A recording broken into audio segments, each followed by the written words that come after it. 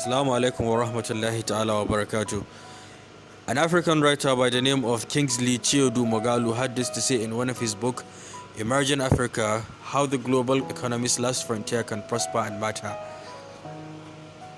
For millions of Africans, life is often nasty, brutish, and short. Science and technology and innovation can turn their destiny around. We shall now consider why African countries must invest in science and technology, how science creates wealth, and what Africa must do to achieve this new liberation.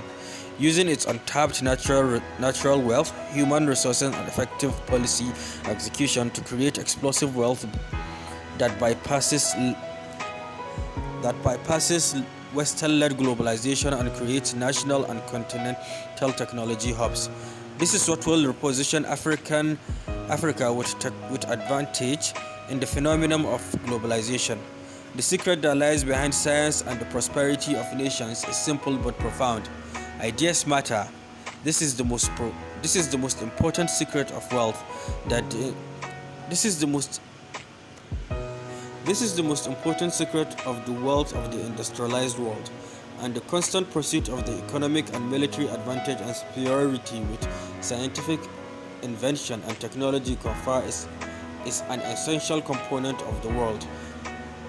It's an essential component of the worldview that changes the realities on the ground.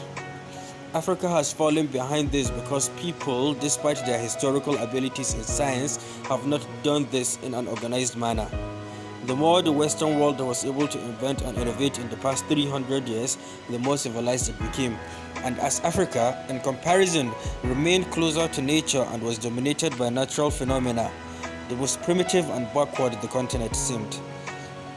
Western science led to the invention of gunpowder and other superior military weapons that outclassed bows and arrows, spears.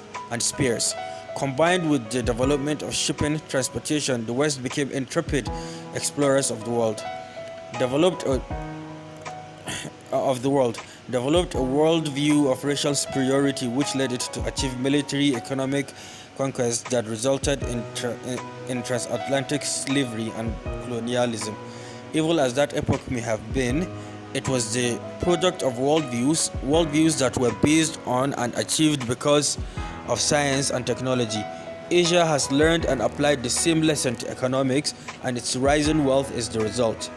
It is difficult now to imagine life without electricity, refrigerators, cars, telephones, air conditioners, railways, dishwashers, and many other everyday appliances that make life in the modern era convenient, comfortable, and more economically productive. But for millions of Africans, life without these inventions and innovations based on them is still their daily reality, and that reality often is nasty, brutish, and short. Science, technology, and innovation can turn their destiny around, and should African countries need to make technology and innovation a strategic priority from the standpoint of worldview that Africa can invent and innovate, and must do so in order to liberate itself from the oppressive dominance of globalization. Why not manufacture its own mobile phones or innovate based on the original cell phone?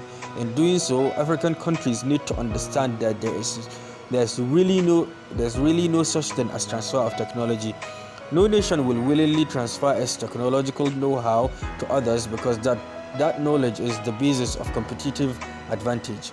Industrial nations can at best give a developing country a shallow surface insight into their know-how, and even then only in the context of foreign investment deals in which developed countries that host foreign direct investment inflow skillfully negotiate and secure such agreements, and have skilled workforces to absorb and expand on such prowess. It is for this reason Banu Fatimah Scientific, Economic, and Cultural Support Channel is created so as to identify, encourage young Africans gifted in the field of science, economics, and culture. It is for this reason the Banu Fatimah Scientific, Economic, and Cultural Support Channel was founded so as to identify young gifted Africans in the field of science and technology, so as to support them and invest in their abilities in the field of science and technology, so as to ensure the progress of Africa as a continent, and create job opportunities for young Africans across Africa.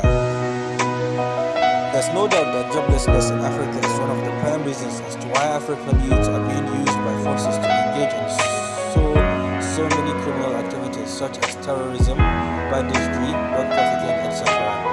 Therefore, the child's aim is to be able to address such problems plaguing Africa and help bring solutions to such problems. Assalamu alaikum wa rahmatullahi wa barakatuh.